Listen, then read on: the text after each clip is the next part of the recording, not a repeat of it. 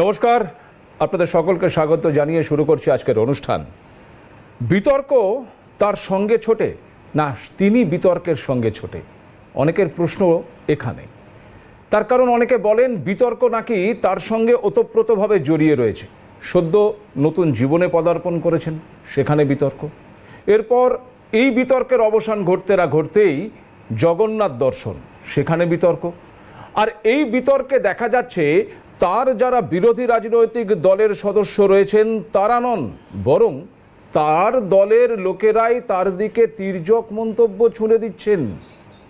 তবে সমস্ত বল, সেটা ইয়ারকার হোক আর দুসরা, তা কিন্তু যোগ্য জবাব দিচ্ছেন। কোনটা স্ট্রেট ড্রাইভ, কোনোটা স্কোয়ার কাট, কোনোটা একেবারে স্টেপ আউট করে খেলছেন, এটাই তার নিজস্ব ভঙ্গিমা। সে কারণে অনেকে তাকে বলে থাকেন দাবাং স্টাইল। হ্যাঁ, ঠিক ধরেছেন, দাবাং দিলীপ বলেই তিনি অনেকটা পরিচিত বাংলার রাজনীতিতে। আর সেই বিতর্কিত মানুষ বলুন আর দাবাং দিলীপই বলুন, এই মুহূর্তে সিএনএ স্টুডিওতে দিলীপ ঘোষ। দিলীপদা, আপনাকে স্বাগত জানাই। শুধু স্বাগত নয়, নতুন জীবনে পদার্পণ করার পর এই প্রথমবার সিএনএ স্টুডিওতে আসার জন্য আপনাকে শুভেচ্ছা, অভিনন্দনটাও জানাই। যদিও আমি সেই প্রসঙ্গে খুব বেশি যাব না, কিন্তু একটা প্রশ্ন করার লোভ সামলাতে পাচ্ছি না।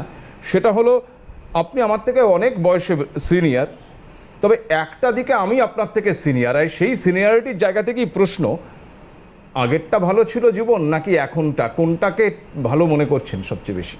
দেখুন, কেউ যদি বলে ছোটোবেলায় ভালো ছিলাম, সকালে উঠে স্কুলে যেতাম, খেলাধুলা করতাম, বাড়ি চলে আসতাম, ঘুমিয়ে পড়তাম, ভালো তো ছিলই। তো সেখানে জীবন আটকে থাকে না, আপনাকে এগোতে হয়, দায়িত্ব নিতে হয়, সমস্যাকে সমাধান করতে হয়, চ্যালেঞ্জ নিতে হয়, এটাই জীবন। তো সেই জীবনের যে একটা দিশা, সেই জীবনের একটা ফেজ, সেটা আমি যে জীবনে ঢুকেছি, এটা হয়তো আগে হওয়া উচিত ছিল, পরে হয়েছে।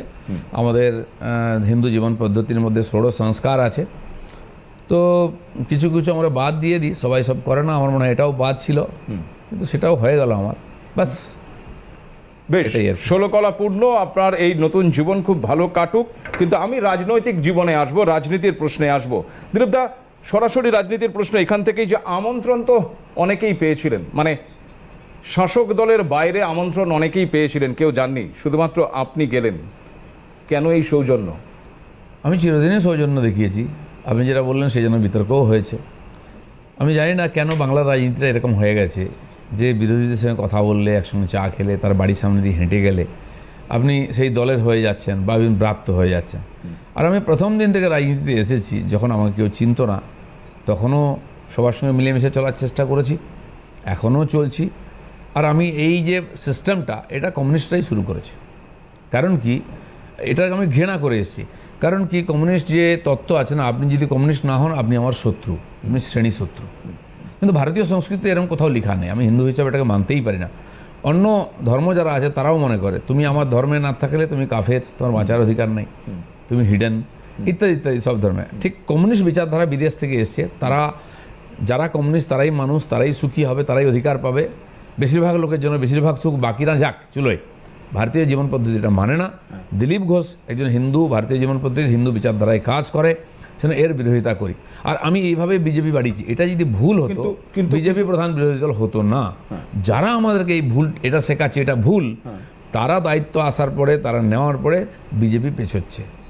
আমি এই প্রসঙ্গে আসবো, কিন্তু আপনি যে কমিউনিস্টের কথা বলছেন, আমি সেখানে দাঁড়িয়ে বলবো যে রাম মন্দির উদ্বোধনে তো তৃণমূলও আমন্ত্রণ পেয়েছিলেন, তারা তো কেউ যাননি। আমি সেটাই বললাম, তো এই কালচার গেছে এখান থেকে। আপনি বলুন তো, ওখানে 750-র বেশি ভিআইপি ছিলেন, তারা কি সব বিজেপি সাপোর্টার, সবাই কি বিজেপির লোক নাকি সবাই হিন্দু ছিল?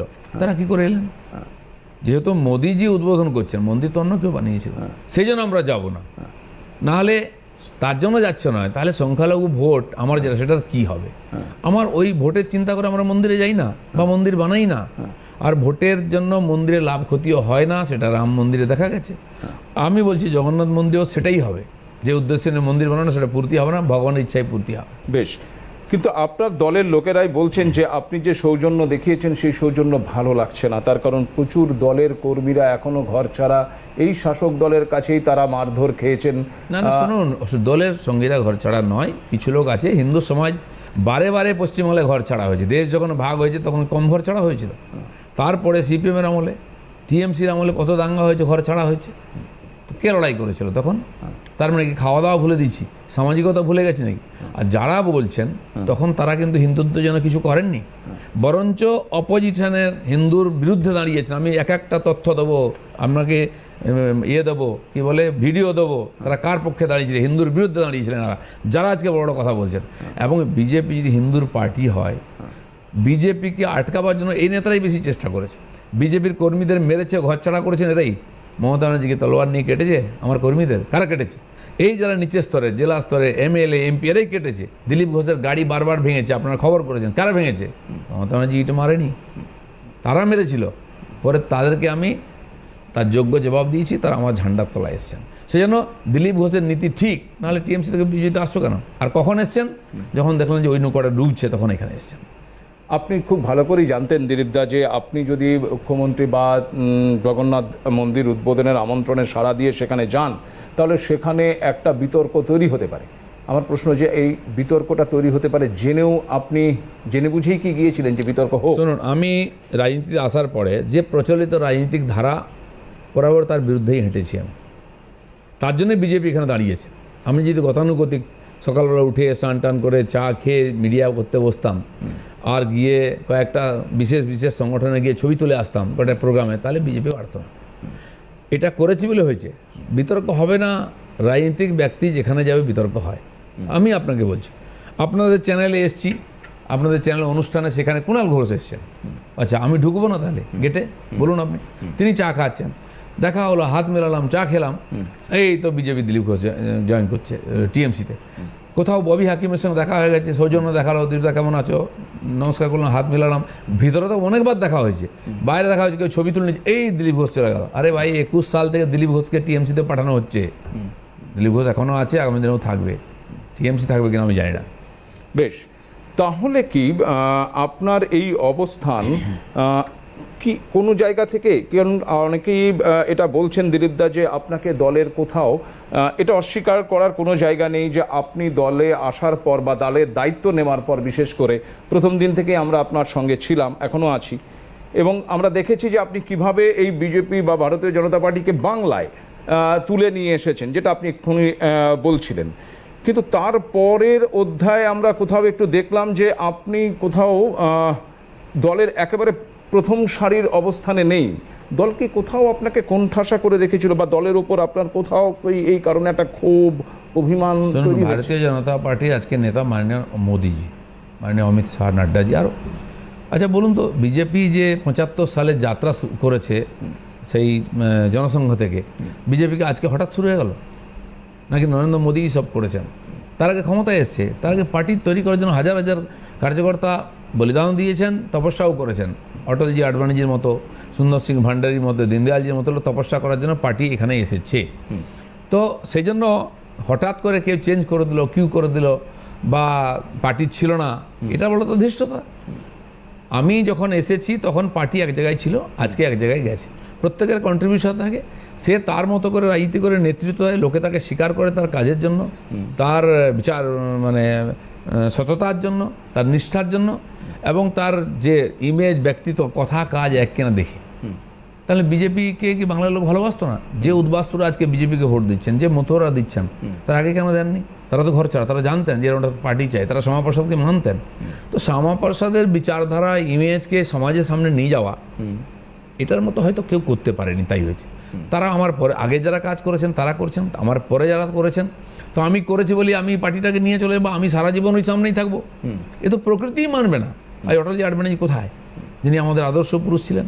প্রথম তারা ক্ষমতার থেকে, পার্টি সংগঠন থেকে আলাদা হয়েছেন বয়সের সঙ্গে সঙ্গে, কেউ ভগবানের কাছে চলে গেছেন, কেউ আছেন, এটা প্রকৃতি। সেই জন্য বিজেপি যেটা বাকিরা বলছে যে দিলীপ ঘোষ চলে, দিলীপ ঘোষ কিছু নিতে আসেনি বা কিছু হতে আসেনি, কিছু করতে এসেছিল, সেটা হোক করে দিয়েছে।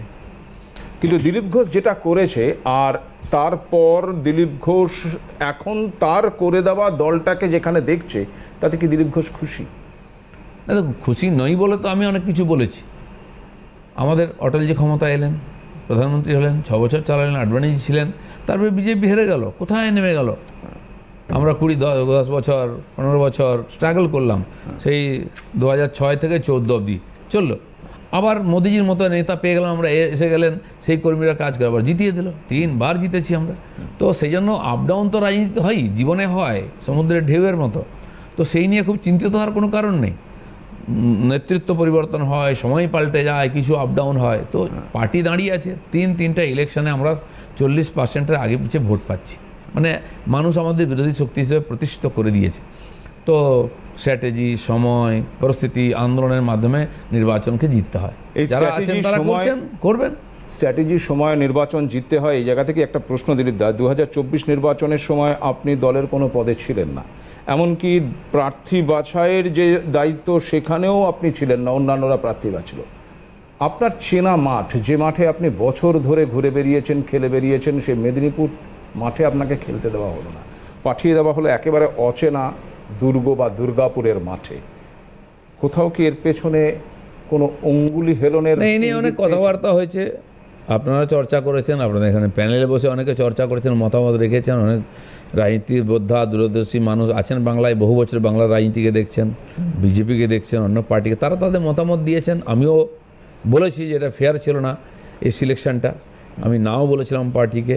তারপরে পার্টির নির্দেশে আমি তো রাজনীতি ছেড়ে দিতে চেয়েছিলাম, যারা আমাদের পার্টি ছিলেন তাদের বলেছিলেন, তারা বললেন যে না, আপনি যতদিন পার্টিতে আছেন পার্টির নির্দেশ মেনেই থাকুন। আমি করেছি, আমার প্রয়াস, চেষ্টায় কোনো ত্রুটি ছিল না, আপনারা দেখেছেন। তারপরে যেটা হওয়ার সেটাই হয়েছে। মানে আপনি জানতেন যে দুর্গাপুরে মাঠে আপনাকে খেলতে দেওয়া হয়েছে, আপনার সেখানে আপনি খেলতে নেমেছেন, আপনি যোদ্ধা, আপনি লড়েছেন, কিন্তু লড়াইয়ের আগেই আপনি জানতেন যে লড়াইয়ের ফলাফল কী হবে। কঠিন ছিল, আমি বলে দিয়েছিলাম ওটা জেতার জায়গা নয়, কারণ আমি তো সংগঠন দেখেছি, ওই জেলাও বারবার গেছি। ওখানে যে আগের এমপি ছিলেন তিনি বহুদিন আসেননি, মাঝখানে কোভিড ইত্যাদির জন্য, তার বয়সের জন্য আমিও বলেছিলাম প্রেসিডেন্ট যে বেশি আপনার এখন আসার দরকার নেই। তো তার কারণে একটা সেটব্যাক হয়েছে, সাংগঠনিক দুর্বলতা। তারপরে 21-এর পরে যে সেটব্যাক হয়েছে, ওখানে প্রচণ্ড অত্যাচার, যে বর্ধমান নগরে এত অত্যাচার হয়েছে, বহু লোক ঘরবাড়ি ছাড়া ছিলেন, ঘরবাড়ি ভেঙে দিয়েছে। বন্তেশ্বর বা ওদিকের যে বিধানসভাগুলো তো ব্যাপক অত্যাচার হয়েছে, বহু মানুষ, কার্যকর্তারা ভয়ে বেরোননি কাজ করতে, ভোট দিতে যায়নি। সেই যে ক্ষতটা সেটা শুকোয়নি তখন পর্যন্ত, এটা আমি জানতাম। তো সেই জন্য স্বাভাবিক ছিল এরকম, নাহলে ওরকম অত খারাপ রেজাল্ট হতো না। কিন্তু আমাদের কর্মীরা সেই ভয় কাটিয়ে সক্রিয় হয়ে কাজ করতে আসেনি, কারণ 2-3 বছর তাদের সঙ্গে যোগাযোগ ছিল না। মেদিনীপুর, যেটা যে জায়গাটিকে আপনি হাতের তালুর মতন চেনেন দিলীপ দা, সেই মেদিনীপুরে কি কেউ একছত্র আধিপত্য বিস্তার করতে চাইছে এবং সেখানে কি তার পথের কাটা আপনি, এরকম কি কোনো অনুমান বা এরকম? অনেক ইকুয়েশনই চলছে, অনেক মতামতও আছে, এটাও হতে পারে। রাজনীতিতে সবই সম্ভব, জবরদখল, দখলদাজি, এ তো রাজনীতিতে হয়ই। যারা আজকে চিৎকার চেঁচামেচি করছেন তারাও প্রকার তাদের অ্যাটিটিউড সেরকমই আছে। তো তার জন্য পার্টি যদি হঠাৎ বাড়ে, বাইরের লোক বেশি আসে, আদর্শের বাইরের লোক যদি আসে, তারা তো রাতারাতি আদর্শবাদী হবে না, বেশিরভাগ সুবিধাবাদীই হবে। তখনই সমস্যা হয়। প্রথম দিকে যারা সংগঠন দাঁড় করান, সে যে কোনো আদর্শ, কমিউনিজম হোক অন্য কিছু, বহু মানুষের স্যাক্রিফাইস থাকে, পরিশ্রম থাকে, বলিদান থাকে। তারা কিছু আশা না করেই পরিবর্তনের জন্য লড়াই করেন। কিন্তু পরবর্তীকালে যখন ক্ষমতার কাছাকাছি চলে আসে পার্টি, তখন এই সুবিধাবাদী লোকেরা বেশি আসে এবং তারা অন্য পার্টি থেকে কামিয়ে সম্পন্ন শক্তিশালী হয়ে আসে, যখন পুরনো লোকেরা তাদের সঙ্গে পেরে ওঠে না। টিএমসির ক্ষেত্রে এটাই হয়েছে। পুরনো লোকেরা খুঁজে দেখুন আপনি, যারা 20 বছর 30 বছর আগে লড়াই করেছেন মুড়ি খেয়ে মমতা ব্যানার্জির সঙ্গে, তারা কোথায় আছে? একজনকে খুঁজে পাওয়া যায়। তারা আবার দুঃখে আমাদের পার্টিতে অনেকে এসে গেছেন। তো এটা এক প্রকার পলিটিক্যাল কম্পালশনই বলতে পারেন, এ প্রক্রিয়া চলতে থাকে। কিন্তু এই যে আপনি বললেন যে তৃণমূলেও এসছে, তারাও হয়েছে, আপনি আবার এটাও বলছেন যে তৃণমূল থেকে আপনাদের দলেও এসছে, এই দরজা ওপেন করার ক্ষেত্রে কি সাবধানতা অবলম্বন করা উচিত বলে মনে করছেন? তাহলে না, একটা স্তর পর্যন্ত আপনি লোকজনকে বেছে বেছে নিতে পারেন, কিন্তু যখন জোয়ার আসে না, যে লড়াইটা করে আমরা মানুষকে বিশ্বাস দিয়েছিলাম যে বিজেপি জিতে যাচ্ছে, আপনি তো খালি পলিটিক্যাল ওয়ার্কারদের কথা বলছেন। সেই সময় বহু নেতা যারা আসেননি অন্য পার্টি, যে লড়া আমরা আছি, বহু অফিসার, সে পুলিশ অফিসার হোক, অ্যাডমিনিস্ট্রেটিভ, IAS IPS পর্যন্ত যোগাযোগ করছিলেন কি ক্ষমতায় আসছেন আপনারা। আর বহু সাংবাদিক, বহু বোদ্ধা, বুদ্ধিজীবী, তারাও যোগাযোগ করেছিলেন আছি, মানে কোথায় আছেন সেটা তো বোঝা যাচ্ছে না। তো আছি মানে ইঁট রেখে দেওয়া, ক্ষমতায় আসছে তো যেন এই লাইনটা থাকে। তো এটা স্বাভাবিক প্রক্রিয়া, এতে ঘাবড়াবার কিছু না। তো যখন জিতে যাবে বিজেপি, হাওয়া উঠে গেছে, তখন সব হুড় করেছে। তখন আর দরজা ছোট করার উপায় ছিল না, দরজা ভেঙে দিয়ে ঢুকে গেছে লোকেরা। এখানে হয়নি তো দিল্লি গেছে, দিল্লি হয়নি তো এখানে এসছে। তো সেটা স্বাভাবিকই ছিল। তো সেটা জিতে গেলে জানি না কি হতো, যেতে নি আবার পেছন দিকে হাঁটা শুরু হয়ে গেল। তো এটা পশ্চিমবাংলার রাজনীতির একটা মোটামুটি বাধ্যবাধকতা হয়ে গেছে। শুধু পশ্চিমবাংলা নয়, সারা ভারতবর্ষেও কিছু কিছু এরকম ঘটনা ঘটে। দিলীপদা, আপনার জনপ্রিয়তা সম্পর্কে কোনো বিতর্ক নেই। আপনাকে নিয়ে হয়তো বিতর্ক থাকতে পারে, কিন্তু আপনার জনপ্রিয়তা নিয়ে কোনো বিতর্ক নেই। দলের মধ্যে এবং দলের বাইরে কর্মীদের এখনও আপনার প্রতি যে ভালো লাগা, ভালোবাসাটা রয়েছে সেটা আমরা দেখতে পাই। কিন্তু সেই যে গ্রহণযোগ্যতাটা আপনার, এটা কি কোথাও দলের অভ্যন্তরীণ কারোর ক্ষেত্রে চ্যালেঞ্জ হয়ে যাচ্ছে বলে মনে করছেন? আমার মনে হয় না, বলেন বহুত ধোঁয়াশা হয় এবং তৈরি করা হয়। এখানে তো তৈরি করা হচ্ছে। কর্মীরা একটু কনফিউজ হয়ে গেছে। ব্যাপারটা এমন হচ্ছে 2-3 বছর ধরে দিলীপ ঘোষ চলে যাচ্ছে, আর মমতা ব্যানার্জির সঙ্গে দেখা করলো মানে চলেই গেল। কিন্তু মমতা ব্যানার্জির সঙ্গে বহু জায়গায় প্রোগ্রামে দেখা হয়েছে আমার, সে রাজভবনেও দেখা হয়েছে, অন্য প্রোগ্রামে না। উনি কখনো বলেছেন দিলীপ বাবু বিজেপিতে আসুন, উনি বলতেন টিএমসিতে উনি বলেছেন যে চা খেতে আসুন, আমি সময় পেলে যাব। অনেক দিলীপ ঘোষকে টিএমসিতে ডাকার মতো হিম্মত কারণে, কারণ ওরা জানে। কিন্তু আমার পার্টিতে যারা নব্য বিজেপি হয়ে গেছে, তাদের যারা একাধিকবার পরিবর্তন করেছে, তাদের কাছে নীতি আদর্শ বা এই ধরনের সেন্টিমেন্টটা কম। সংযোগবশত আমাদের পার্টি যারা বাড়িয়েছে, সেই যুবক কর্মীরা কাঁচা চুল, তারা সব ইমোশনাল বেশি, পলিটিক্যাল কম। সেজন্য বহু ইলেকশন আমাদের সমর্থন থাকা সত্ত্বেও, শক্তি থাকতে আমরা জিতে পারিনি। পঞ্চায়েতে, বিধানসভায়, মিউনিসিপ্যালিটি তারা কায়দা করে জোর করে জিতে নিয়েছে, আমরা পারিনি চালাকিতে, বারবার হয়েছে। তো সেই জন্য তারা একটু হঠাৎ আবেগেতে লাফিয়ে পড়ে, হঠাৎ মুসড়ে পড়ে। আমি তাদেরকে বলবো, ভাই, যে বিশ্বাস নিয়ে, যে উদ্দেশ্য নিয়ে বিজেপিতে এসছো, সেই বিশ্বাস আর উদ্দেশ্য অটুট আছে। আর যদি দিলীপ ঘোষকে বিশ্বাস করে এসে থাকো, দিলীপ ঘোষ তার চেয়েও বেশি শক্ত পাথরের মতো দাঁড়িয়ে আছে বিজেপির মধ্যে, ঘাবড়াবে না, কনফিউজ হবে না। লড়াই করেছি আমরা আগে, আগামী দিনে লড়াই করে এগোবো। কিন্তু সেইখানে দাঁড়িয়ে দলের ভেতর থেকেই যারা আপনার দিকে তির্যক মন্তব্য ছুড়ে দিচ্ছে, কখনো সোশ্যাল মিডিয়ায় পোস্ট ছুড়ে দিচ্ছে, তাদের দিকে বা তাদের উদ্দেশ্যে এখন লড়াইটা সোশ্যাল মিডিয়াতে চলে এসেছে, সোসাইটিতে আর নাই। আমি বিজেপিটাকে সোসাইটিতে, সমাজের মধ্যে নিয়ে গেছিলাম, সাধারণ মানুষের কাছে। কেউ যদি সোসাইটিতে নিয়ে, সোশ্যাল মিডিয়ার মধ্যে লড়াইটাকে সীমাবদ্ধ রাখে, যেমন অনেকে এই যে পয়লা বৈশাখ আসবে গাছ লাগান, অনেকে দেখবেন ফেসবুকেই গাছ লাগান বেশি। তো এই ধরনের ফেসবুকের লড়াই, সোশ্যাল মিডিয়ার লড়াই, নেগেটিভ তৈরি করা, লোককে ভ্রমিত করা, ভুল মিথ্যা প্রচার করা চলবে। এটাও রাজনীতির অঙ্গ। কদিন ধরে যে প্রচার চলছে যে কোনো এরকম পকেটের মিডিয়া আছে, কেউ তো আপনার দলেরই বলছে আপনার জন্যই নাকি বিজেপির ক্ষতি হয়ে গেছে। হ্যাঁ, ঠিক আছে। তো কেউ বলছে যে হেডকোয়ার্টার আরএসএস, বিজেপি থেকে আরএসএসকে কী বলে, দিলীপ ঘোষকে ব্যান করা হয়েছে, বয়কট করা হয়েছে। আচ্ছা, আপনাদের এত ভালো চ্যানেল, এত বড় চ্যানেল আছে, পেপার আছে, সেখানে কেউ খবর পেল না। হেডকোয়ার্টারে কি হচ্ছে, একটা পোর্টাল, একটা রাস্তার সাংবাদিক, সে জেনে যাচ্ছে, সে বলে দিচ্ছে। তো এই নেগেটিভ, এখন সাধারণ মানুষের তো বিচার বুদ্ধি থাকে না, তারা খোঁজ নিতে পারে না, কোথা থেকে জানলো সত্যি। তারই বাপরে, তাই তো। তো সেরকম দিলীপ ঘোষ কালকে জয়েন করছে, তারিখ পে তারিখ চলছে। গত 21 জুলাইও জয়েন করেছিলাম আমি, মাঝখানে 30 তারিখ জয়েন করলাম, আবার বলছে নাকি 21 জুলাই জয়েন করবে, কেউ নাকি বলছে নেড়া হয়ে যাবে নাহলে। তো এই বলে লোককে কনফিউজ করার চেষ্টা চলছে। তো কিছু মানুষ তাই এর মধ্যে প্রভাবিত হয়ে যান, সাধারণ মানুষ যারা আমাদের সাপোর্টার, দূর থেকে দেখেন বিজেপিকে, কেউ কর্মী। আমি তাদেরকেই বলছি, যদি দিলীপ ঘোষকে আগেও বিশ্বাস করে থাকতে পারো, পরেও বিশ্বাস করো। দিলীপ ঘোষ বাপ পাল্টায় না, অনেকে বাপ পাল্টায়।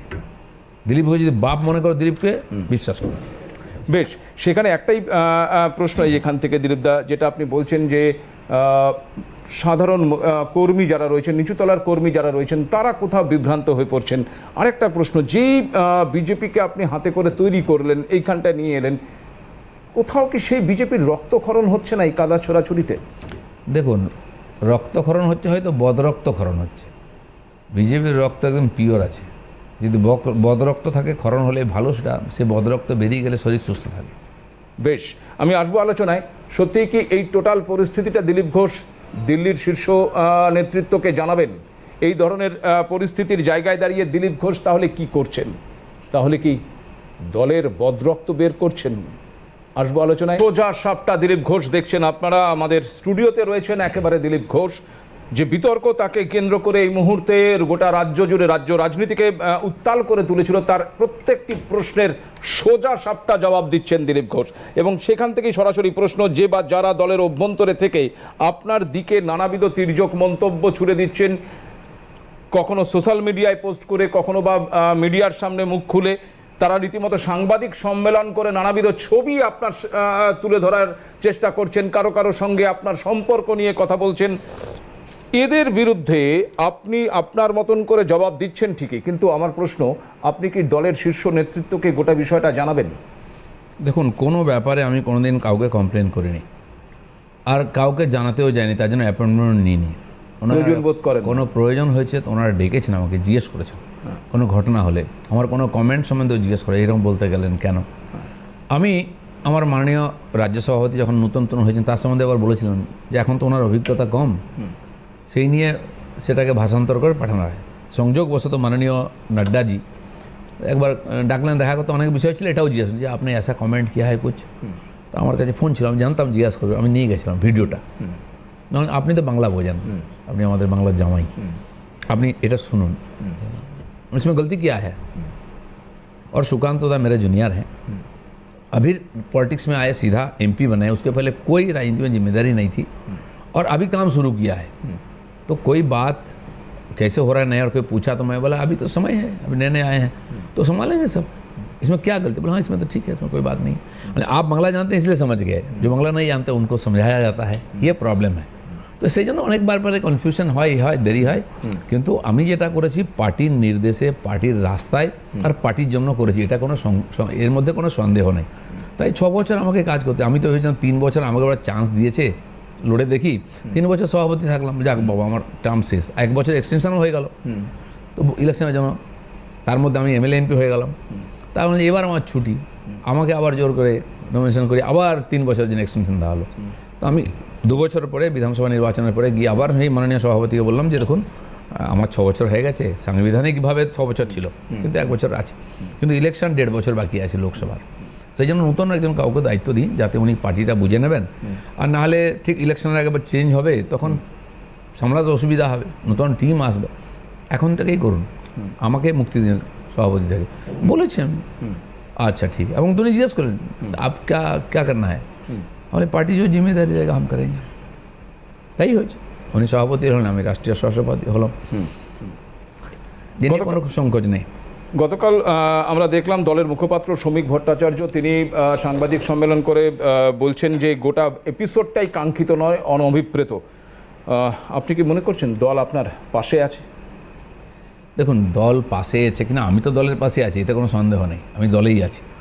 দলের বিভিন্ন পরিস্থিতিতে বিভিন্ন ডিসিশন নিতে হয়, সবাইকে নিয়ে চলতে হয়, সমাজ কী ভাবছে, কর্মীরা কী ভাবছে, নেতারা কী ভাবছে, মিডিয়া কী ভাবছে, অনেক ভেবে তাদেরকে ডিসিশন নিতে হয়, করতে হয়। সেইভাবে তারা পরিস্থিতি অনুযায়ী একটা পার্টির বক্তব্য রেখেছেন, তো এটা ঠিকই তো। আচ্ছা বলুন, আমি কি করেছি, কোথায় গেছি, পার্টি আমাকে ও বলেনি এখানে যাবে না, ওখানে যাবে না। পার্টি কোনোদিন মন্দির যেতে না বলতে পারে না। আমরা রাম মন্দির তৈরি করলাম, যারা গেল না সবাইকে ডাকা হয়েছে। আমরা কাশী বিশ্বনাথ তো সরকারি পয়সায় হলো, মাননীয় মোদীজি সেখানে উদ্বোধন করলেন, সেখানেও সবাইকে ডাকা হয়েছে, যে গেছে যে যায়নি, যার বাধ্যবাধকতা আছে, কিন্তু সাধারণ সমাজ গেছে, তারা দেখেনি কার মোদীর মন্দির কি মমতার মন্দির। আমাকে ডেকে আমার মনে হলো যাওয়া উচিত, আর আমি কখন গেছি, অনুষ্ঠান শেষ, উদ্বোধন হয়ে গেছে, 1000 ভক্ত ঢুকেছে, আমিও তাদের সঙ্গেই ঢুকেছি। আমি স্পেশালি ছিলাম না কিছু, তখন স্পেশাল ছিল তো যতক্ষণ উদ্বোধন, ভিআইপি ছিলাম। যখন আমি ঢুকেছি তখন ভিআইপি নেই, নর্মাল, কিন্তু আমাকে ভিআইপি মনে করেছে ওরা। এবং আমি জানতাম যে মমতা ব্যানার্জি চলে যাবেন 4টার সময়, আমি তারপরে যাবো আরামসে সন্ধ্যাবেলা, কারণ আরেকটা প্রোগ্রামে আমি শ্যামপুরে ছিলাম, 2:30-3টায় বেরিয়েছি। তো উনি যদি আমার জন্য বসে থাকেন, উনি যদি আমাকে রিসিভ করেন এসে, উনি যদি কাছে বসান, উনি যদি আমাকে গাড়িতে তুলে দেন, তাতে আমার কি দোষ আছে? উনি হয়তো রাজনীতি করেছেন, আরে উনি রাজনীতি করবেন তো কী করবেন? মমতা ব্যানার্জি রাজনীতি ছাড়া কিছু করেন? আমাদের লোকেদের পেট ব্যথা হয়ে গেল কেন? যারা জীবনে মমতা ব্যানার্জির কাছে বসতে পারেনি, যাকে মমতা ব্যানার্জি কোনো কথা জিজ্ঞেসই করেননি কেমন আছো, তার সঙ্গে থেকেও 20 বছর 25 বছর, তাদের কষ্ট আমার জন্য হবেই। আমার মনে হয় জনতা এত কষ্ট পায়নি। আর আমাকে যদি উনি মনে করেন আমি ভিআইপি, আমি যোগ্য একজন মুখ্যমন্ত্রী, আমি রাজনীতিতে কোনো পদে নেই, কিছু নেই, তো উনি যদি আমাকে সম্মান দেন, ডাকেন, আমার যেতে কোনো আপত্তি ছিল না, হবে না, আগামী দিনেও আমি গেছি। তো সেই জন্য আমি বলেছি মন্দির দেখলাম ভালো, ভগবানের সঙ্গে ভক্তকেও দেখে নিলাম, আর তারপরে 15-20 মিনিট থেকে আমি চলে এলাম। এর মধ্যে কি বিজেপিটা উঠেই গেল একদম, মমতা ব্যানার্জির সঙ্গে বসতেই আমি প্রসাদ খেতে। মুখ্যমন্ত্রী আপনার জন্য অপেক্ষা করেছেন, মুখ্যমন্ত্রী আপনাকে ডেকেছেন, মুখ্যমন্ত্রী আপনাকে তার পাশে বসিয়েছেন, বা মুখ্যমন্ত্রী কি আপনার পাশে ডাকেননি, বসেছেন? প্রশাসন থেকে ডেকেছে, এই এই এই কারণ তার আলাদা কমিটি, তার চিফ সেক্রেটারি আমাকে ডেকেছেন। আপনার কি মনে হয় এটা কি কারোর একটু জ্বালা তৈরি জ্বালা তো করেছে? হয়েছে একটু, জ্বালা না হলে চিৎকার হবে কেন? জ্বালা খুব হয়েছে। জ্বালা তাদেরই হয়েছে যারা তার সঙ্গে খেয়েও কোনোদিন সম্মান পায়নি। দিলীপ ঘোষ কোনোদিন মমতা ব্যানার্জিকে হাতজোড় করেনি, কোনো সুপারিশ করেনি, কোনো কাজের জন্য যায়নি, তার চেম্বারেও কোনোদিন ঢুকেনি, উনি ডাকারও আমাকে সাহস করেনি, জানি যে আসবে না। দেখা হলে সৌজন্য, শরীর কেমন আছে, চা খেতে আসুন, রাস্তার লোকও বলে আমার। আমি বলছি হ্যাঁ যাবো সময় পেলে। আমি কখনো তাকে হাত জোড় করে নমস্কার করেছি, বরঞ্চ ছবি উঠে যাবে বলে অনেকবার উনি দুধ দিয়ে গেছেন। দিলীপ ঘোষের সে ভয় নেই কোনো, আমার পাক্কা সোনা, কোনোদিন রং খারাপ হবে না। তো যার যার রাজনীতি, দিলীপ ঘোষের এটাই রাজনীতি। মানে এই জ্বালাটা তৈরি করবেন বলেই কি গেছিলেন নাকি? কেউ যদি মনে করে ওকে আছে, আমি তো সোজা ভগবানকেই দেখি, মাঝখানে কে দাঁড়িয়ে আছে, ডান দিকে কে আছে আমি দেখি না কোনো। বেশ, দল কি এ ব্যাপারে আপনার সঙ্গে কোনো কথা বলেছে যে কেন আপনি গিয়েছিলেন, এরকম কোনো জানতে চেয়েছে দিলীপ দা? জল যদি আপনাকে আমার ডাকে, এখানকার বিষয়ে সভাপতি জানতে বলে চায়, দিয়েছেন যে আমরা এটা এন্ডোর্স করি না। তার ভাষা আপনারাও শুনেছেন মিডিয়া, ঠিক আছে, উনি আমার নেতা, উনি বলেছেন। কিন্তু উনি যদি আমাকে আগে বলতেন যে যাওয়া যাবে না, এটা পার্টির নির্দেশ, দিলীপ ঘোষের হিম্মত কী ছিল যায়? আর পার্টির এই নির্দেশ হতেই পারে না। যারা মন্দির রাজনীতি করে তারা মন্দির থেকে নিজেকে দূরত্ব রাখবে, এটা তো হারাকিরি। কেন এরকম ডিসিশন হচ্ছে? আচ্ছা, ভগবানদের খুব কষ্ট এখন, জানেন তো, দেবতাদের। আমরা রাম মন্দির তৈরি করলাম, মমতারা তাকে বয়কট করে দিলেন, রামকে। এখানে জগন্নাথ মন্দির তৈরি হলো, তাকে কিছু লোক বয়কট করে দিলেন। ভগবানের কী দোষ? যে ভক্ত যেখানে ডাকে উনি তো চলে যান, আর তাকে কেউ বয়কট করলো, তাকে কেউ পুজো করলো, তার কি যায় আসে? আমি সেই মন করে ভগবানের কাছে গেছি, আমিও খুব বেশি কিছু মনে করি না।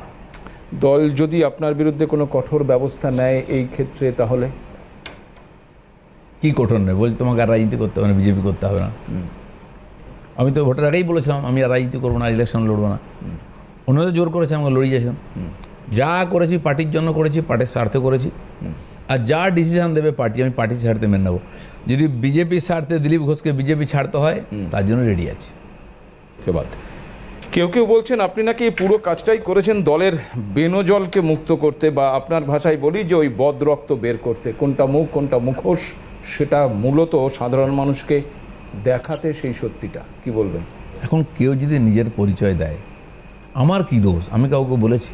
আচ্ছা বলুন, একটা ঘটনা ঘটলো পার্টির মধ্যে, অনেক ঘটনা ঘটে, অনেক বড় নেতাকে সাসপেন্ড করা হয়েছে, তপন দা থেকে আরম্ভ করে আরও অনেক বড় নেতা যারা আমাদের জননেতা। কোনো ব্যাপারে পার্টি লাইন এদিক হতেই পারে, পার্টি তার ডিসিপ্লিন অ্যাকশন নেয়, তো হয়ে গেছে। কিন্তু বাকি এই যে চৌকিদাররা চেঁচাচ্ছে, চৌধুরী হয়ে গিয়ে সব চেঁচামেচি হুক্কা হুয়া করছে, তাদের কি অধিকার দিয়েছে ভাই? তুমি পার্টির পলিসি ঠিক করে দেবে, তুমি পার্টির নীতি ঠিক করে দেবে, তাহলে এত বড় কমিটি, আমার রাজ্য সভাপতি, কেন্দ্রের নেতৃত্ব কী জন্য আছেন? এই যে নিজে গায়ে মারে না, আপনি মোড়ল যারা ঢুকে পড়েছেন, তারা না পার্টির ডিসিপ্লিন জানে, না আদর্শ জানে, না রীতিনীতি জানে। সেখানে কখন যাচ্ছে, কখন আসছে, কোন জায়গায় দাঁড়িয়ে আছে, এটাও বোঝা যায় না। তো সমস্যা হচ্ছে ওটাই, যেন সমস্যাটা ওদের, দিলীপ ঘোষের সমস্যা নেই, আমার মনে হয় পার্টিরও কোনো সমস্যা নেই। এই ঘোলা জলটা না 1 সপ্তাহের মধ্যে পরিষ্কার হয়ে যাবে, পরিষ্কার বিজেপি দেখা যাবে। তাতে কি ওই শামুকগুলি যেগুলো আছে সেগুলো বাদ যাবে ঘোলা জল থেকে? দেখা যাক, গেলে তো ভালোই হয়। আর আজ না হয় কাল যাবে, ইলেকশনের আগে যদি চলে যায় না, ডিসিশন নিতে সুবিধা হয়। নাহলে একটা লোক এখানে আসছে, এমপি হচ্ছে, আবার ওখানে চলে যাচ্ছে টিকিটের জন্য, যে টিকিট পেল না আবার এখানে চলে আসছে, টিকিট নিয়ে নিচ্ছে। বলুন তো কোন নিষ্ঠাবান কার্যকর্তা এদের সঙ্গে থাকবে? আর এদের জন্যই আমরা মার খেয়েছি, এদের হাতে মার খেয়েছি, এদের জন্য মার খেয়েছি, আগামী দিনেও খাবো। পার্টি ডিসিশন নিক। যদি দিলীপ ঘোষ মুখ্যমন্ত্রীর সঙ্গে গিয়ে ভগবান দর্শন করে, সৌজন্য সাক্ষাৎ করে পার্টির থেকে বহিষ্কৃত হয়, আর ওরাই যদি পার্টির নেতাগিরি করে, পার্টির বক্তব্য আদর্শের কথা বলে, এর চেয়ে বিড়ম্বনা কী হবে? আর এর চেয়ে খারাপ দিনে বিজেপিতে আসবে না কোনোদিন আর। গতকালকে শ্রমিকদা এটাও বলেছেন, দিলীপদা, যে যারা এই ধরনের সমালোচনা করছেন, পোস্ট করছেন, তারা বিজেপিতে খুব একটা সক্রিয় নয়। দলের এই বক্তব্যকে কীভাবে দেখছেন? দেখুন, রাজনীতিতে কি আমি যদি আপনাকে মারতে চাই, গালা, আমি কি সোজাসুজি দেবো নাকি? রাজনীতি কেউ করে না, এরকম করাতে হয়। যে সক্রিয় তাকে তো পার্টি ব্যবস্থা নেবে, যে নেতা ব্যবস্থা নেবে। এই একটা অ্যাটমসফিয়ার তৈরি করা হচ্ছে, ধোঁয়াশা। তো বিজেপির কার্যকর্তারা সিধা সরল আদর্শবাদী, মারপ্যাঁচ অতটা বোঝে না, মানে এত পোক্ত হয়নি, 2-3 বার পার্টি চেঞ্জ করেনি তো, ফলে তারা এই চালাকিটা ধরতে পারে না। কিন্তু এটাও ধরতে হবে, এটাও বুঝতে হবে, সময়ের সঙ্গে সঙ্গে আপনাকে এই মারপ্যাঁচ শিখতে হবে, নাহলে রাজনীতিতে টিকতেও পারবেন না, সফলও হতে পারবেন না। আমরা শিখছি। বেশ, তো সেক্ষেত্রে আগামী 26-এর নির্বাচনে কি দাঁড়াবেন? আমি তো কোনোদিন ভোটে দাঁড়াতে চাইনি। 3 বার ভোটে দাঁড় করিয়েছে পার্টি, 2বার আমার চয়েস ছিল কেন্দ্র, আমি জিতেছি, 3য় বার আমার চয়েস ছিল না, রেজাল্ট নেগেটিভ হয়ে গেছে। আজ আমি পার্টির সক্রিয় কার্যকর্তা, আজ যদি পার্টি আমার যে কাজ দিচ্ছে আমি করছি, কাল যদি বলে ইলেকশন লড়ো, তো পার্টি বললে লড়তে হবে। আমি তো ভেবেছিলাম, আমি তো বলেছিলাম 24-এ যে আমি ইলেকশন লড়বো না, পার্টিতে আছে আমি প্রচার করবো পার্টির হয়ে। তৃণমূল কংগ্রেস যদি আপনাকে তাদের হয়ে দাঁড়াতে প্রস্তাব দেয়? আমি জানি না বিজেপি এরকম, টিএমসি এরকম বোকামি করবে কিনা। মানে যদি প্রস্তাব দেয় তাহলে কি আপনি প্রস্তাব গ্রহণ দেখুন, করবেন নাকি?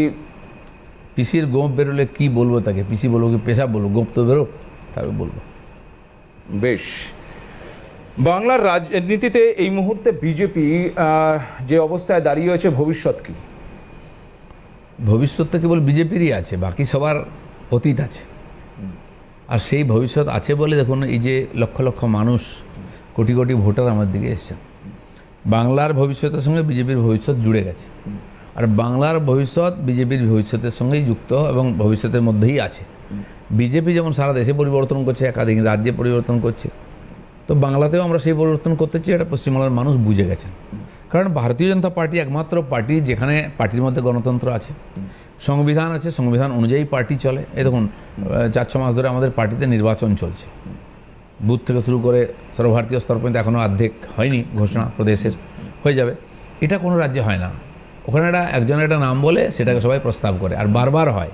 সেখানে ভোট নেই, মতামত নেই, আগে থেকে ঠিক থাকে। এখানে কোনো আগের থেকে ঠিক না। এখন আমরা জানি না আমাদের রাজ্যের কে সভাপতি হবে, যে কেউ হতে পারে। যতজনের নাম শুনছেন তাদের বাদ দিয়ে 4 জনের নাম শুনলে 5জন লোক হতেও পারে। আপনিও হতে পারেন, বলছি তো, যে কেউ হতে পারে। দেখা গেল এমন লোক যার নাম আপনারা কোনোদিন শুনেননি, আচ্ছা, আমি তো রোজ শুনছেন, আর যার নাম রোজ শোনা যায় সে হয় না খুব একটা। তো সেই জন্য আপনাকে যদি দায়িত্ব দেওয়া হয়, এই দায়িত্বটা আবার আপনি নেবেন? দেখুন, আমি আবার বলছি, না টিকিট চেয়েছি না পদ চেয়েছি, কিন্তু পার্টি যেটা দিয়েছে জান লাগিয়ে করেছি। পার্টি যদি আমাকে বলে ভাই তোমাকে আবার হতে হবে, তো আমি তখন ভাববো, আমি বলবো আপনাদের আদেশ, কারণ আমার কি যোগ্যতা কম আছে নাকি, না অভিজ্ঞতা কম আছে? অবশ্যই নয়। তো পার্টি যদি, আমি বলেছি আমার ইনিংস তো হয়ে গেছে না রাজ্য সভাপতি হিসাবে, আমাকে সর্বভারতীয় দায়িত্ব দেওয়া হয়েছিল। আমি তো একজন সাধারণ কর্মী আছি এখন, আমার মনে কোনো দুঃখ, ক্ষোভ, লোভ, মোহ, মাৎসর্য নেই। পার্টিতে আছি, এটাই আমার এখন কাজ। তাই যদি পার্টি না করি তাহলে অন্য কাজ করব। আপনি বিজেপিকে যেখানে এগিয়ে নিয়ে গিয়েছিলেন দিলীপদা, আর বিজেপি এখন যেখানে দাঁড়িয়ে রয়েছে, কি মনে হয় বিজেপিকে আরও এগিয়েছে না পিছিয়েছে? পার্টি হিসাব দেখলে ভোটের হিসাবে তো পিছিয়েছি আমরা, কিন্তু যে পার্টি এত তাড়াতাড়ি এগিয়ে এসছে না, তাড়াতাড়ি ডেভেলপ হয়েছে, এটাকে বলা যে প্রবলেম অফ গ্রোথ, হঠাৎ বেড়ে ওঠার যে সমস্যা, সেটা আমরা ভুগছি। কারণ অনেক নতুন লোকেরা এসছেন, আমাদের কর্মীরা নতুন ছিলেন, তাদের অভিজ্ঞতা ইত্যাদি, একটা দুটো ইলেকশন জিতে যাওয়া যায়। তারপরে লাগাতার জিততে গেলে যে ধরনের অভিজ্ঞতা চাই, যেমন স্ট্র্যাটেজি চাই, সেটা আমাদের অভাব ছিল। আমরা অভিজ্ঞতা সঞ্চয় করছি, শিখছি, যে লোকেরা এসেছেন তাদেরকে অ্যাডজাস্ট করছি, তাদেরকে আমাদের বিচারধারার আদর্শ শৃঙ্খলার মধ্যে নিয়ে আসার চেষ্টা করছি। এই প্রসেসটাই করছে। কেন পার্টি বললাম না, একটা জায়গায় গিয়ে খুঁটি কেটে দিয়েছে। আমরা 19-এ 41% ভোট পেয়েছি, তার থেকে 2-1% পিছিয়েছি দুটো ইলেকশনে। আগে তো ওইখানে পৌঁছতে হবে 41%-এ, তবে তো 45 টার্গেট আমাদের, তবে আমরা মেজরিটি পাবো। তো আগে ওইখানে পৌঁছানোর চেষ্টা করছি আমরা, তারপরে এগোবো, আর ওখানে যদি পৌঁছে যাই তাহলে এগিয়ে যাবো ওই স্রোতে। কিন্তু এই পৌঁছানোর ক্ষেত্রে যেটা আমরা দেখতে পাচ্ছি দিলীপদা, যে বিজেপি একটা রেজিমেন্ট পার্টি হিসেবে পরিগণিত হয়, সেখানে একটা নিজস্ব গঠনতন্ত্র রয়েছে। আপনার কি মনে হয় যে কোথাও এই গঠনতন্ত্রটা, বিশেষ করে বাংলা বিজেপির ক্ষেত্রে এই গঠনতন্ত্রটা কোথাও একটু সুর কাটছে, তাল কাটছে? তার কারণ আপনি বলেছেন এই জগন্নাথ মন্দির দর্শনের পর যে বিজেপিতে আগে একমত ছিল, এখন বহুমত তৈরি হয়েছে। এটা কি গঠনতন্ত্রের? পার্টির যে মত ঘোষণা হবে, পার্টির যে বক্তব্য, শ্রমিক ভট্টাচার্য বলে দিলেন সেটাই মত, রাজ্য সভাপতি বলে দিলেন সেটাই মত পার্টির। এখন তার বাইরে ভেতরে কি হচ্ছে সেটা যদি হয় তাহলে পার্টিকে ভাবতে হবে। দ্বিতীয় হচ্ছে যে আরেকটা সমস্যা যেটা আমার মনে হয় যে এই জটিলতাটার, সেটা হচ্ছে পার্টি যে নির্বাচন পদ্ধতির ভিতর দিয়ে এগোচ্ছে, বহু জায়গায় কমিটি নেই। জেলা সমিতির, জেলার সভাপতি ঘোষণা হয়ে গেছে, তার কাছে কমিটি নেই, তো পুরো কমিটির ডিফাং। নতুন লোক এসেছে সেখানে তার হ্যান্ডস নেই।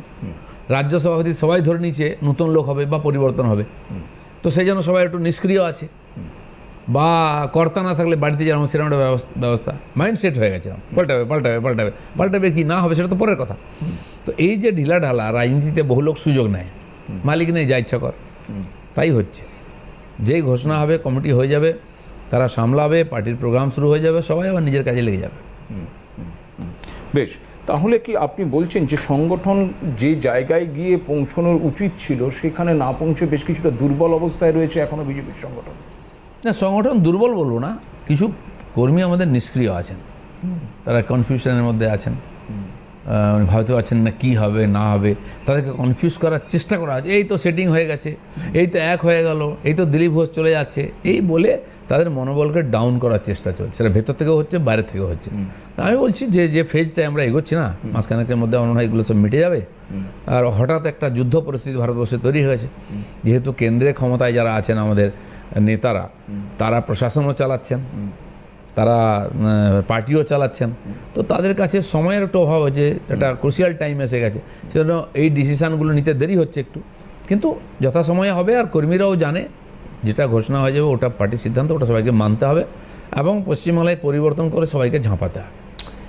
খুব স্বাভাবিকভাবে এখানেই প্রশ্নটা উঠছে দিলীপদা, যে তাহলে কি বিজেপির অভ্যন্তরে যারা বিজেপির পুরনো ছিল, যেটা একটু আগে আপনিও বললেন যে নিঃস্বার্থভাবে একটা সময় দলীয় কর্মীরা ঝাঁপিয়ে পড়েছে, সেই পুরনো কর্মীরা কোথাও জায়গা পাচ্ছে না, অন্য দল থেকে আসা বা নতুন যারা, তারাই কি বেশি গুরুত্ব পাচ্ছে? প্রশ্নটা জোরালো হচ্ছে, আর এই প্রশ্ন নিয়েই দিলীপদার কাছে আসবো। আপনারা দেখছেন সোজা সাপটা, দিলীপ ঘোষ সোজা সাপটাই উত্তর দিচ্ছেন। প্রত্যেকটি প্রশ্নের উত্তরে তার নয় স্ট্রেট কাট, নয় একেবারে স্কোয়ার কাট আমরা লক্ষ্য করছি। ঠিক সেই জায়গা থেকে সরাসরি প্রশ্ন দিলীপদা, যে বিজেপি দলে কি তবে পুরনোরা এখন জায়গা পাচ্ছে না, নতুন বা অন্য দল থেকে আসারাই বেশি গুরুত্ব দেওয়া হচ্ছে, যার কারণে দলীয় কর্মীরা অনেকটা সক্রিয়তা কমে যাচ্ছে?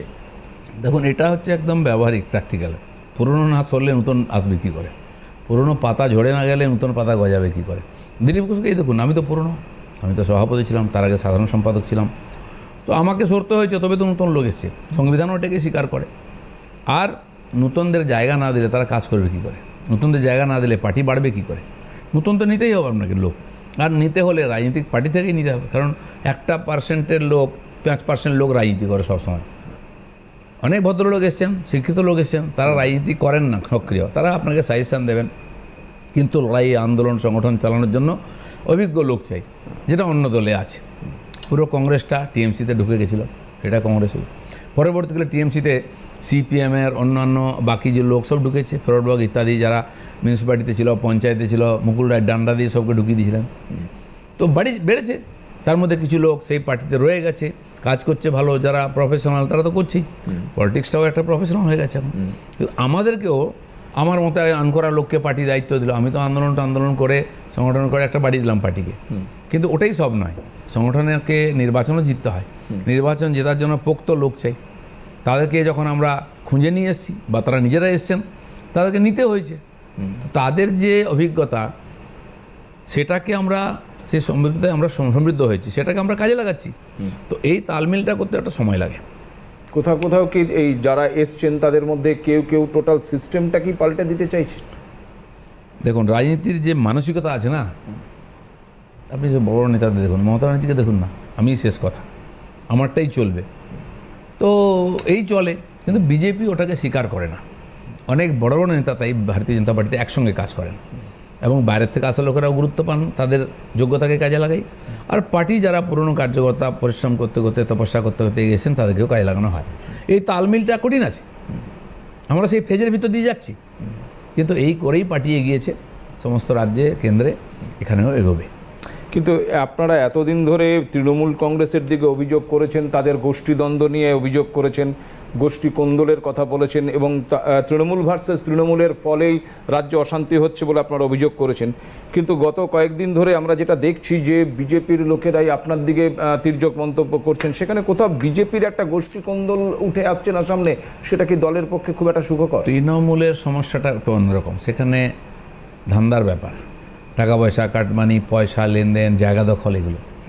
আমাদের পার্টিতে ওই সমস্যা নয়, যারা করছে তারা দেখবেন আমি যে নাম দিয়েছি হঠাৎ বিজেপি, 2-3 বছর আগে তারা পার্টিতে এসছেন।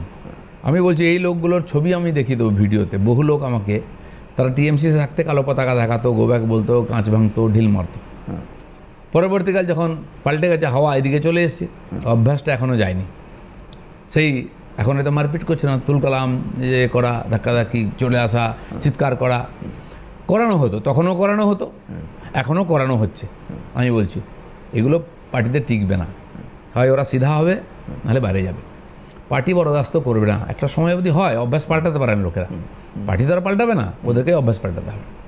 বেশ, বাংলার রাজনীতির আসপেক্টে আমরা বারবার করে একটা জিনিস দেখেছি যে বাংলার রাজনীতির মুখকে বিশ্বাস করে দিলীপদা। আপনাকে কেন্দ্র করে যখন বিজেপি দৌড়েছে তখন আপনার উপর মানুষের একটা বিশ্বাস, আপনিই ছিলেন বিজেপির মুখ। এই জায়গায় দাঁড়িয়ে তারপর আপনার পরবর্তী ক্ষেত্রে সেভাবে আমরা এখনও কিন্তু সেভাবে মুখ পাচ্ছি না, এবং বারবার করে কেন্দ্রের তরফ থেকে নেতৃত্ব এখানে এসে মিটিং মিছিল যতই করুক না কেন, বাংলার মানুষের মধ্যে তারা কতটা প্রভাব ফেলছে তা নিয়ে বিস্তর প্রশ্ন উঠেছে বিভিন্ন সময়। আমার প্রশ্ন হচ্ছে সরাসরি 26-এর বিজেপির মুখ কে হতে পারে? নাম করেই আমি জিজ্ঞাসা করছি, সুকান্ত মজুমদার, শুভেন্দু অধিকারী নাকি দিলীপ ঘোষ? না, আপনি তার আগে লিস্ট বাড়াচ্ছেন না কেন? এই 3 জনের বেশি হবে না? ব্রহ্মা বিষ্ণু মহেশ্বর কোথায় লিখে দিয়েছে? তাহলে আমার নামটা তো কেটে দেওয়া উচিত। আমি ছিলাম একসঙ্গে, সামনে এখন নাই।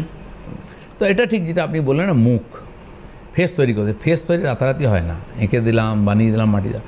যে ফেস হবে তাকে লড়াই করে আসতে হবে, তপস্যা করে আসতে হবে, সাধারণ মানুষের সুখ দুঃখের সঙ্গে যুক্ত করতে হবে এবং ভেতর উপর এক হতে হবে, তবে মানুষ তাকে স্বীকার করবে, তখন সে মুখ হবে।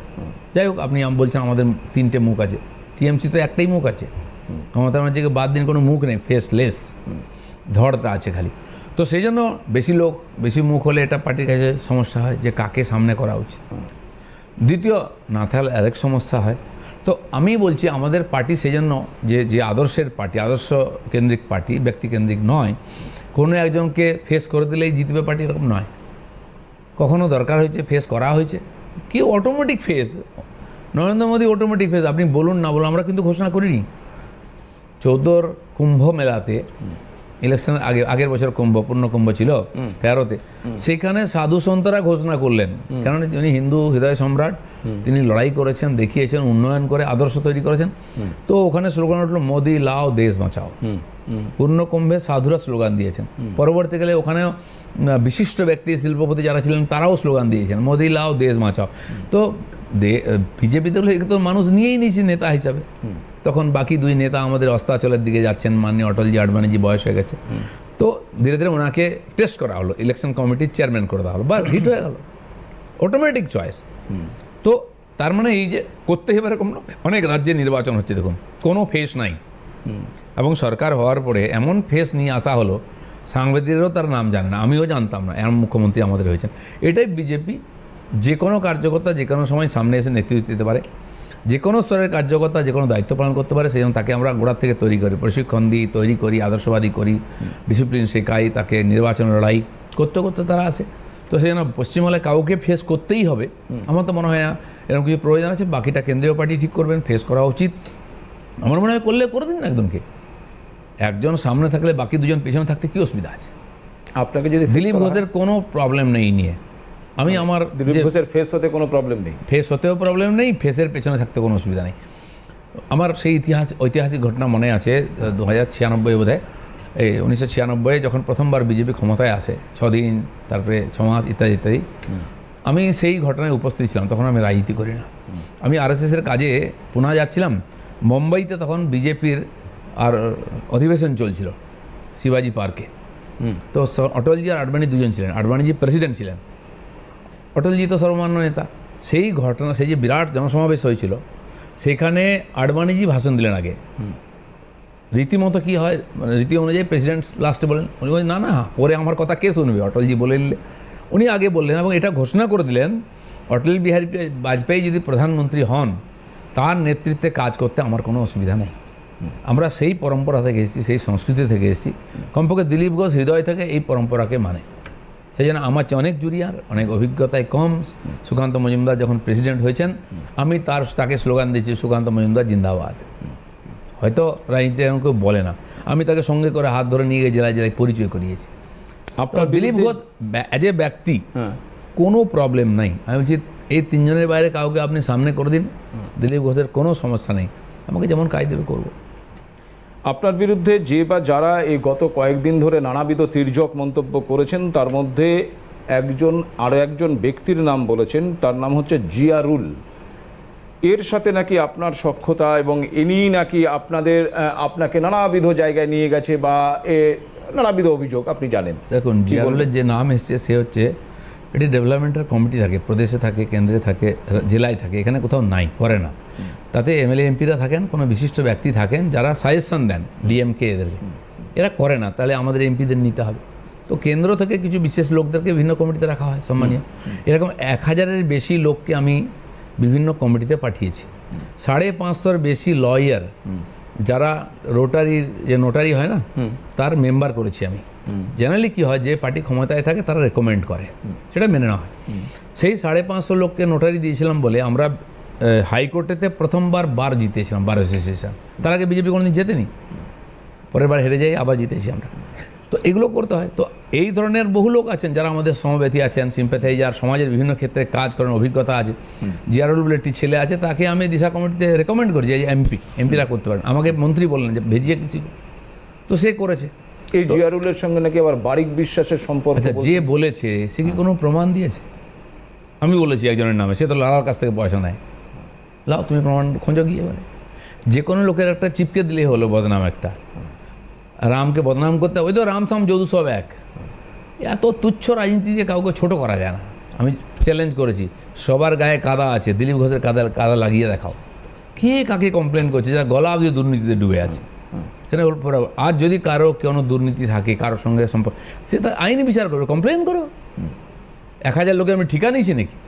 আজকে 40 জনের বেশি বিভিন্ন কেন্দ্রীয় সংস্থায় ডাইরেক্টর আছেন, আর কি বলে চেয়ারম্যান আছেন, তার মধ্যে বহু লোক বেতনও পান, 50,000, 1 লাখ। আপনি জানেন মমতা ব্যানার্জি বহু বুদ্ধিজীবীকে এখানে ভিন্ন কমিটিতে দিয়ে তাদেরকে উপঢৌকন দিয়েছিলেন। এর মধ্যে সাংবাদিক আছেন, শিক্ষাবিদ আছেন, ইন্ডাস্ট্রিয়ালিস্ট আছেন, এ ধরনের বহু লোককে করা হয়। আইআইটির চেয়ারম্যান কে হয়? বাইরের লোক। রেলেরও কোনো একটা পদে ছিলেন আপনি বলেছেন। রেলের বহু পদ আছে, বহু কমিটি আছে, ইমিউনিটি কমিটি আছে। যে বাংলো নিয়ে এত তর্ক হচ্ছে খড়গপুরে, আমার সেরকম কোনো প্রতিনিধির নামে সেটা অ্যালট করা হয়। সে কমিটি ডিজলভ হয়ে গেছে, তাই ডিজলভ হয়ে গেছে। 2-3বার হয়েছে এটা, আর সেটা আমরা ওখানে গিয়ে লোকজনের সঙ্গে মিলেমিশে করার জন্য ব্যবহার করি।